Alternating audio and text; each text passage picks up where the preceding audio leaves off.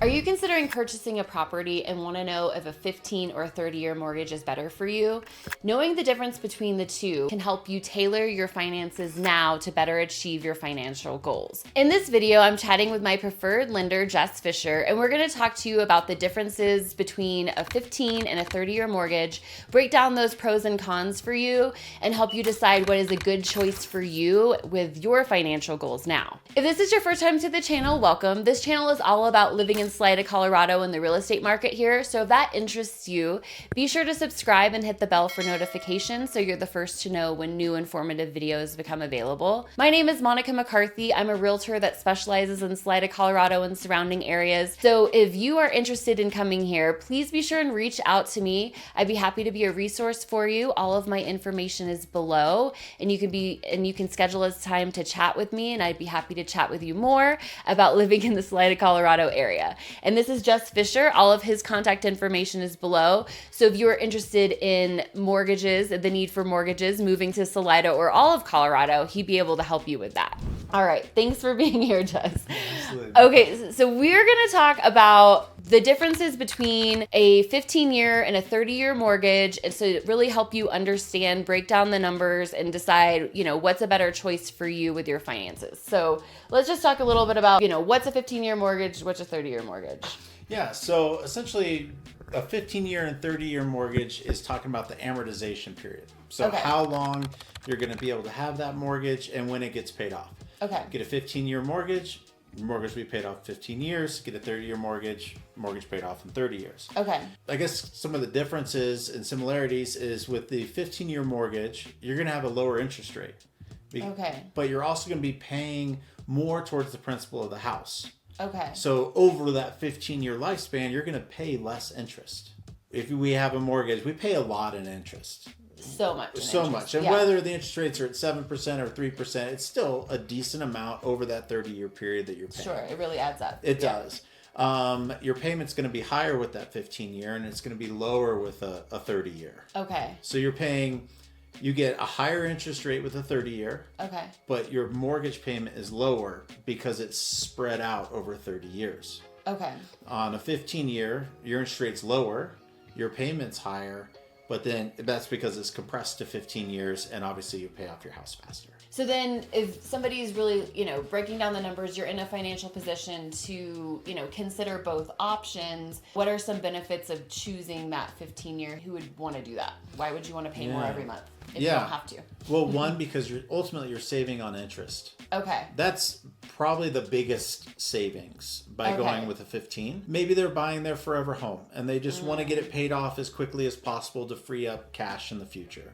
Okay. So people that want to pay off their home or want to build equity in their home quicker. The 15-year will be able to do that. Now there's obviously a budget consideration with it. Sure, yeah. And so with a 30-year, you're going to have a lower payment. And we'll talk about it a little bit later, but it doesn't mean that you can't pay more towards the principal every month with a 30-year. It's not fixed. It's not fixed to where you can only pay that amount. And so we'll talk about in this scenario that we'll go over a little bit later, what those numbers look like and how we can talk with the client to find a middle ground that works for their budget. Because it's not just 15-year or just 30-year. There's things that we can do in between. Oh, okay. Yeah. So maybe you're in a position where maybe you have some flexibility with your finances. Who is the best candidate for somebody who's doing that 15 years? Yeah, usually somebody who has the income to be able to make that extra payment without stretching themselves too thin. Somebody who debt to income wise, maybe they don't have a lot of debts, they've got a decent amount of income, and their goals are to either pay off the house or build equity. Some people look at their home as an investment vehicle. Okay. So they want to pay off as much on the home. Maybe they plan on staying in the home for 5-10 years. Okay. Whatever it is, and they, as you're making your payment, your loan amount goes down, and the home is growing in value, typically, in particular in our area. Yeah, so definitely. The faster you can get the payment down, and the more that it grows, you have this chunk of money in your house. Totally. And myself and other people have used that to then kind of level up to the next house that they want to get into. So kind of using that, the market value as well as decreasing the loan amount. So then you end up with this investment chunk that's in a your chunk house. of equity, that you can use, like you said, to level up, or even like if you needed to take a loan off of that later or something Absolutely. like that. Yep. Just equity is a great wealth builder. It's a great wealth builder, and you can borrow against your equity. So if you do a cash out refinance down the road and you've got enough equity, you can borrow against that equity to purchase a second home or a camper or a vehicle or whatever the thing is. And so it's kind of become a way, it kind of becomes its own little stash, a little bank, essentially, of money that then the more equity you have, the more you can do with that and the more flexibility you have. Gotcha. Okay, so you're paying more, but you have a more favorable rate, and you're building equity significantly faster. And the biggest thing is you're not paying as much interest back to the lender. Totally. That's the biggest savings. It's actually going to you. So that's, I think it's a good way of looking at it is, how much you actually paying towards your house versus the lender. Yeah. Which is probably a hard pill to swallow if you look at the whole thing. So if you're thinking, okay, I'm at the cusp of what I can afford, I can even entertain this higher cost, why would I do that? So who's a better candidate for the 30-year mortgage, which is the traditional one that, pretty much everybody knows about? Yeah, so 30-year, it'll have, like I said, a higher interest, and you're going to pay more in interest over time. But as far as your month-to-month payment, it's going to be lower. Okay, so you're just kind of locking in that low rate. And so what, if you're in a position, maybe you, you're buying your first home, maybe you're planning on having a family there, you don't want to incur this set higher cost for your family, then you would just, get at the lowest that you can achieve and keep your budget more attainable. Yeah, and if there is money available, you're like, well, it's going to be too tight to do a 15. A 30 is going to be enough wiggle room. Even if you break down one mortgage payment additional for the entire year. Oh, okay. So you can chop it up into small pieces and pay a couple $100 or whatever it is every month. You're actually going to take that 30-year and you're going to shrink it down to 23 years, a little bit less than 23 years. So paying one more extra mortgage payment per year, you shrink 7-ish years off of your loan. Basically, you're saving an interest that you're paying the lender. So, figuring out what that is, and there's, I can work with somebody or whoever they're working with, or you can get online. There's calculators to where you can kind of plug that in and be like, well, what if I put, additional $200, $300, $400 a month to my mortgage? How soon will I actually pay that off? You're locking in that lower rate, but then say you have a good month, or you budget ahead of time of, okay, I'm going to lock in this lower price, but I'm also going to budget to do, I know I do that. We do an automatic payment on our mortgage and then put a few $100s in there. And then it's nice just to know, if you do have a hard month, you can remove that. If you are already budgeting in, then it's just going to your interest, right? And building equity faster. So that's like a hack. It is, and it's good too. Let's say you're planning on having kids in 3, 4, 5 years. So that you can make that, say, 15-year payment, but not for 15 years.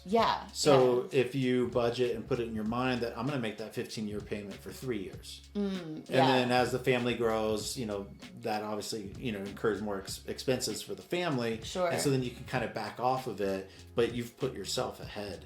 Definitely. And that matters. And then you could also tailor it, like you said. It doesn't have to be 15 or 30. There's a pretty big gap. So there's an in-between. Tell us about 20 and 25. Yeah, 20 and 25 loans as well, too. Okay. And basically, with the example that we'll give here in a minute, the payment's going to be a little bit less than a 15-year and a little bit more than a 30-year. Okay. And so working with the lender to be able to figure out where that sweet spot is, that's not going to, stretch the finances too much and that, they're comfortable with, that's really where I come in to be able to help that, find that balance. And ultimately it's a lender asking the right questions. What are your goals? How long are you planning on being in this house? Is your goal to pay off the house because it's your forever home, or because that's what you want to do? Or is it a 3-year home? I mean, most people, I think the average is 3 years right now ish. Somewhere in there for kind of turning over, 3 to 5-ish. So kind of what are the goals and what financial changes do you see in the future? Kids coming into the house, kids leaving the house, promotions, both people working and one wants to maybe go to part-time or be a stay-at-home mom or dad. Yeah. You know, just trying to figure that kind of stuff out and generally what the time frames are. And then we can look at the 15, 20, 25, and 30 and figure out, where does this fit? Is it the actual loan term? So a 25-year, set it and forget it? Yeah. Or is it maybe a 30-year and you pay $200 extra a month, you know, to the mortgage? And then I'm guessing the interest rates would be a little bit more favorable the fewer months of the... Yes. Okay, so we've been talking about, we're going to give you, you know, break it down for you so you can really see the difference between these two and, you know, how much it would actually save you over the lifetime of your loan and essentially the equity that would be going into your home instead of to the lender as interest. So give us some number examples real quick. Yeah, so the scenario that I ran just before coming here was a $670,000 purchase price. Okay. 20% down, so a $540,000 loan. Okay. Rates are going to vary depending on credit score, down payment, debt to income ratios, all that kind of stuff. So just generically speaking, to keep it clean and numbers simple, and so they're in the ballpark, but you know, 7% on a conventional loan.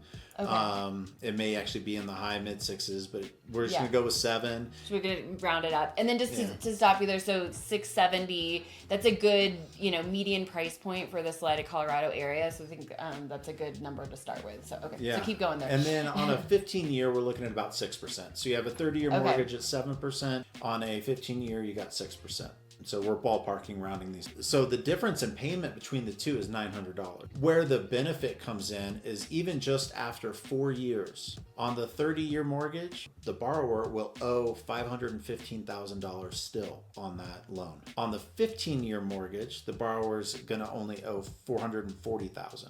So that's a big gap. After 4 years. After 4 years. Okay. Now, you are paying more per month at a 15-year, right? Sure. But you're not paying, the difference between the 515 and the 440 is $75,000. Over 4 years of paying $900 per month, it's $40-ish thousand. So you're still coming out $35,000. Yeah. The big thing that I keep saying is you're paying more towards principal, less towards interest.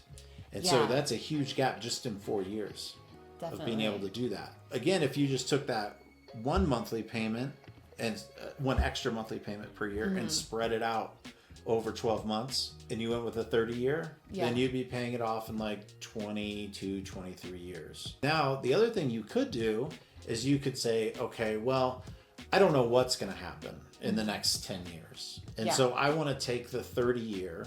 Yeah. But I'm going to make the payment as if it was a 15-year. Yeah. So a 15-year mortgage is 180 months of payments. Okay.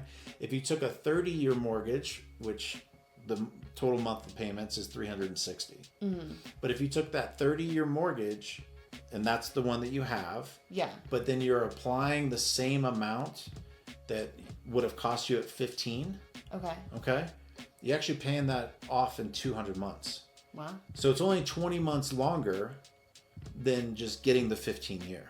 So you're really decreasing the term, but you still kind of have this, what I want to say, you're not locked into that 15-year. Yeah. So, you know, over 30 years, or in this case, over 15 years, a lot of stuff can happen. Totally. So if you need to fall back to that original 30-year payment, then no harm, no foul, and just keep moving on. Totally. Yeah. And then if you have, like we were saying, like that extra month or budgeting it ahead of time, you can do that. Set yourself up for better equity. Yeah. That's great. So really, I think ultimately the takeaway is you have options and there's ways to have them customized for you. So choose a lender, Jess is one of them, that can, you know, take the time to sit down with you, find out what are your financial goals, because obviously nobody wants to pay a lot of money for something, but you might have different financial future goals than somebody else in a different life stage. Maybe you're about to retire, you know, maybe you're about to have a kid, you know, like different ends of the spectrum. What are your future goals? Have somebody sit down with you and run some numbers, run some scenarios, and decide, you know, what is the best choice to lock in now and set yourself up for success later. Yeah, and like we said, it's not just 15 or 30. So, I mean, maybe it is a $25 and $200 extra a month in payment. Yeah. Like the lender can run all the scenarios, or maybe it's a 20-year, you know, so it can be, lots of times I think people assume that it's either 30 or 15. Yeah. And then I think they also assume, well, that's the payment, and have it in their head that, all right, I'm locked in for 30 years on this and it's going to be what it's going to be. Sure. It doesn't have to be that. It doesn't way. have to be that. Yeah, we can be more creative and specific to tailor the payments and the payment plan, so to speak, if you're going to add a couple $100 a year or a month to the individual and their goals. And, Totally. And that's what we're here for. Yeah, absolutely. Yeah. Well, thanks for clarifying that. So if you've got questions about what type of loan term is best for you, please reach out to Jess. If you've got questions about the Salida, Colorado area and the real estate market here, please reach out to me. Either way, we appreciate your time and thanks for watching.